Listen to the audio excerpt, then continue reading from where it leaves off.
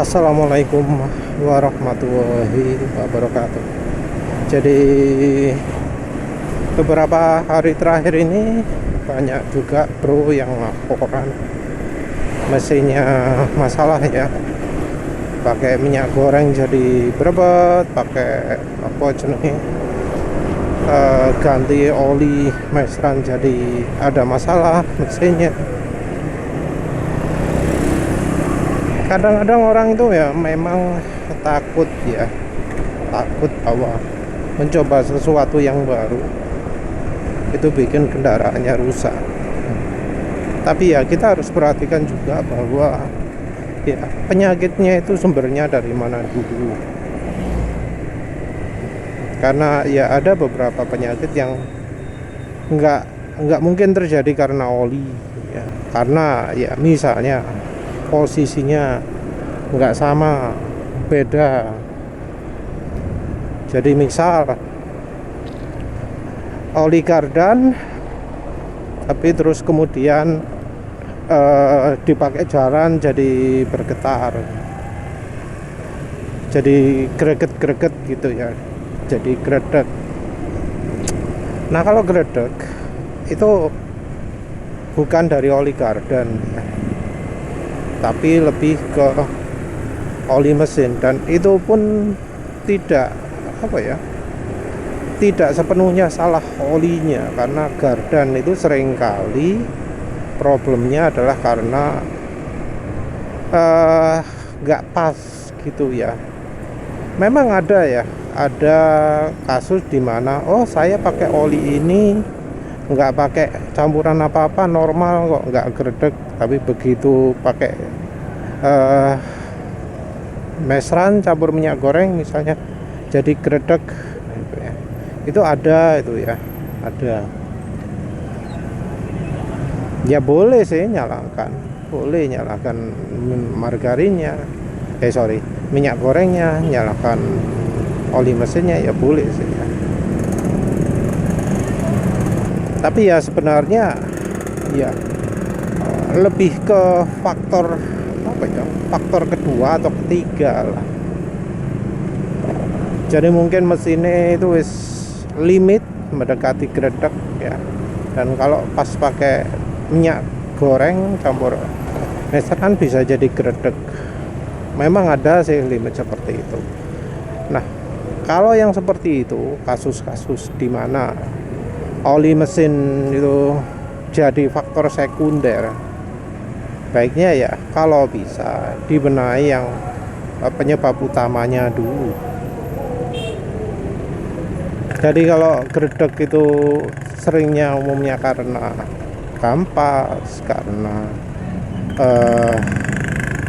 rumah koplingnya, loncengnya itu ya, itu dulu ya baiknya yang dicek ya. Atau misal kalau misalnya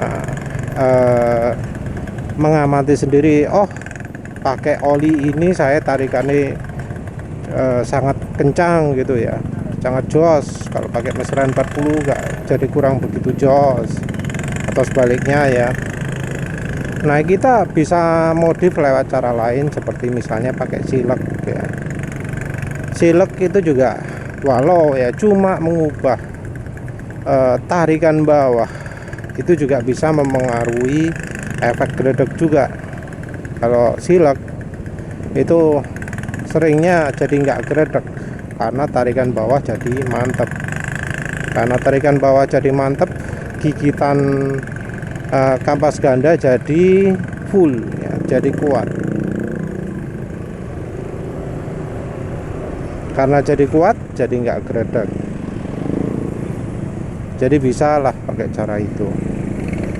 Hal yang sama juga kalau idling ya, RPM mesin nggak stabil, RPM mesin jadi terlalu rendah kalau pakai campuran misalnya minyak goreng sama oli mesin tertentu gitu. Karena ya memang harus diakui ada beberapa oli itu yang meningkatkan kemampuan daya bakar. Nah kalau sampai eh, performa motor itu, sampai ruang bakar itu dipengaruhi oleh oli yang dipakai. Nah, baiknya itu ya dari ruang bakarnya yang dibenahi. Jadi jangan apa ya jenenge ya, menggunakan oli yang ya sebenarnya kurang begitu baik untuk mesin ya, demi untuk mengatasi masalah yang sumbernya itu harusnya bukan dari oli mesin. Contoh mana ya, selain idling, ngelidik juga ada ya yang ya pakai minyak goreng merek tertentu, pakai oli merek tertentu jadi ngelidik ya, ada itu. Nah, itu harusnya yang diperiksa itu bukan oli mesinnya itu ya, karena kan ya memang oli mesin itu mempengaruhi ya, tapi kalau bisa dicek, karena yang namanya ruang bakar itu dari bensin, dari apa jenenge, kebersihan mesin yang harus diperiksa. Kalau sampai oli itu mempengaruhi, berarti itu sudah terlalu mendekati limit. Seandainya diteruskan pakai oli yang disebut nggak bikin ngelidik tuh, lama-lama ya rasanya bakal ngelidik juga. Kenapa kok bisa ngelidik? Ya karena memang daya bakar oli satu dengan yang lain beda. Minyak goreng itu susah kebakar, oli meseran itu susah kebakar, dibanding kalau misalnya oli merek tertentu ya. Ada oli yang cepat habis ya, ketika panas langsung jereng gitu ya. Nah, itu oli yang mudah terbakar. Ya harusnya kita tidak mengandalkan daya bakar oli ya. Begitu juga ada yang mengeluh apa ya, kerak ya, kerak di ruang bakar banyak gitu ya. Ya harusnya solusinya bukan dari memilih oli ya, karena harusnya oli itu tidak banyak mempengaruhi. Kalau sampai oli mesin itu banyak mempengaruhi ruang bakar, berarti ya itu ciri masalah. Salah satu contohnya adalah kalau ring pistonnya lubang. Penulis tadi mau bahas apa sih kok ngomongnya jadi bahas masalah-masalah yang bukan karena oli ya. Jadi untuk ngelidik-ngelidik gitu ya, itu rasanya satu ya, bensinnya sudah terlalu mepet. Yang kedua, itu bisa jadi ruang bakarnya itu sudah terlalu kotor. Nah, kalau sudah ruang bakar, harusnya solusi yang paling benar itu adalah dari bensinnya.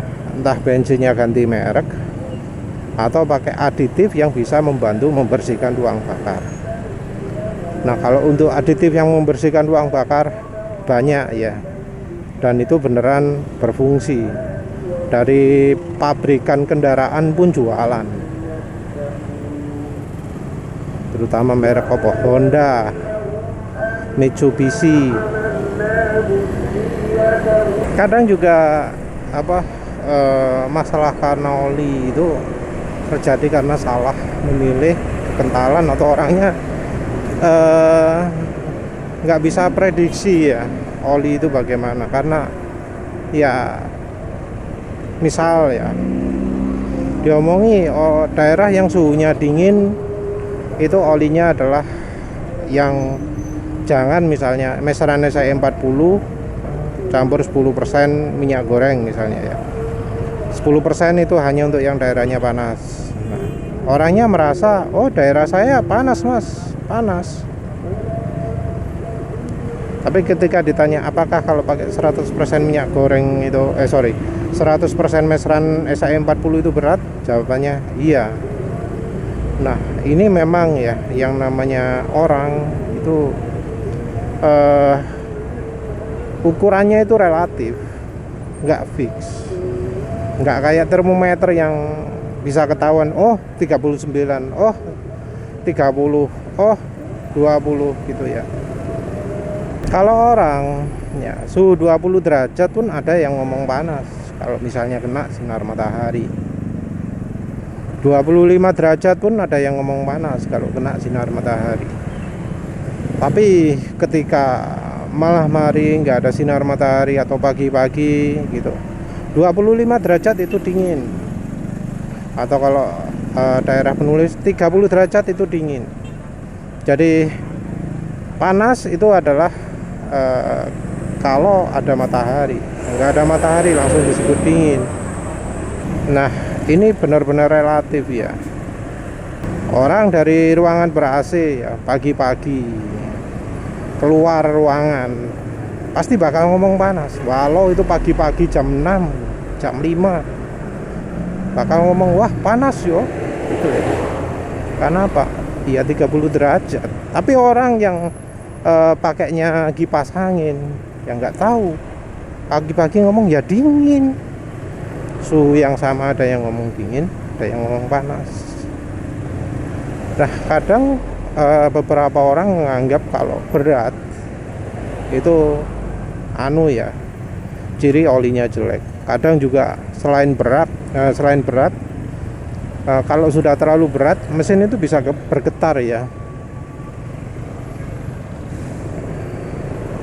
Jadi kalau oli sudah terlalu kental, mesin pun bisa getar. Nggak sampai berisik tapi ya getar. Mesin juga sulit jadi stabil. Jadi mesin jalannya nggak stabil waktu idlingnya, rendah sekali juga idlingnya. Nah, itu beberapa orang anggap oh itu rusak ya, padahal itu problemnya di kekentalan. Apa maneh problem yang sering salah paham itu? Oh iya, soal volume ya. Jadi kadang orang ngisi oli itu volumenya terlalu berlebihan. Jadi volume oli itu diisi sampai melebihi batas maksimal. Yang terjadi adalah ya bakal nggak enak lah ya. Kalau oli sudah sangat terlalu berlebihan, pasti ada nggak enak, nyambung nggak enak nggak enak getar juga salah satunya. Jadi entah mengapa ya, kalau untuk soal oli, orang itu kadang menilai dari yang disebut gitu ya. Oh sekian liter, padahal ya cara drain itu akan sangat mempengaruhi. Ada cara drain yang banyak mengurangi oli, ada yang tidak. Jadi yang lebih aman itu untuk soal volume oli adalah mengikuti acuan dipstick ya. Oli dimaksimalkan dipstick, jangan lebih. Yang juga terpengaruh sedikit banyak oleh oli itu adalah fuel dilution. Nah, ada ya memang ya oli yang mengurangi fuel dilution, olinya jadi nggak hijau. Ada itu, penulis sudah lupa merek opo. Tapi ada ya oli yang mengurangi fuel dilution. Nah, tapi balik lagi ya, fuel dilution itu efeknya adalah membuat oli jadi lebih encer. Nah, pilih mana oli yang cepat encer tapi olinya nggak hijau, dengan oli yang warnanya jadi hijau tapi nggak encer ya. Jadi ini apa ya istilahnya, pilih mana oli yang nggak mengalami fuel dilution tapi olinya sendiri seperti kena fuel dilution,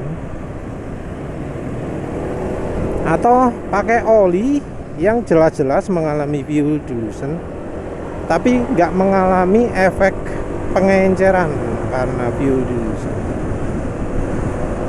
Jadi kita membandingkan antara warna dan kekentalan, milih antara oli yang nggak berubah jadi hijau tapi tetap sama saja jadi encer, atau oli yang warna olinya hijau tapi masih tetap kental, nggak mudah encer. Tentu normalnya adalah oli jadi hijau dan jadi encer ya.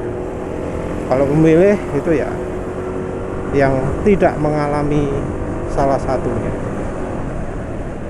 itu ya. Ya kalau penulis kalau bisa sih ya, masalah-masalah yang terjadi di motor itu atau mobil ya, itu ditangani.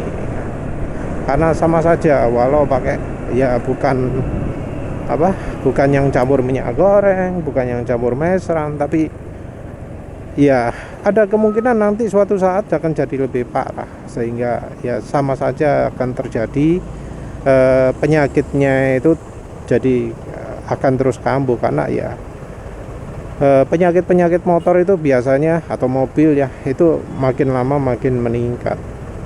Jadi kita harus tahu sumbernya mana.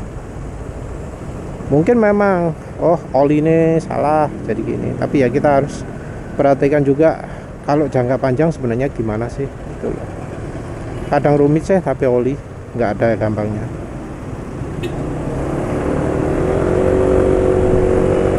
Memang oli itu nggak gampang ya, karena ya banyak orang yang entah mengapa kalau sudah soal oli jadi nggak bisa logis lagi. Ya wes lah, itu saja. Terima kasih udah menonton. Assalamualaikum warahmatullahi wabarakatuh.